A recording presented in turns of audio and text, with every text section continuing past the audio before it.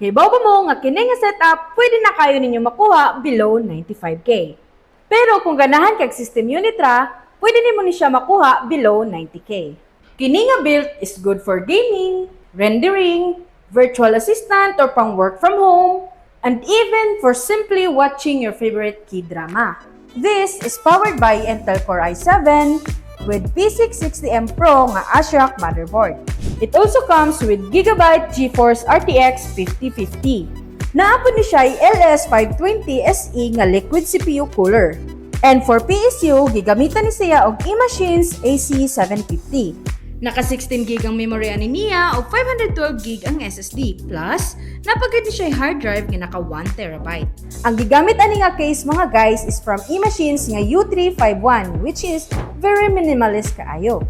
Naka Windows 11 Pro na po dahil ni siya and free na ang mouse and keyboard. So, kung namon mga pangutana, message lang sa atong page, DWP Marketing, or visit our website, dwinster.com.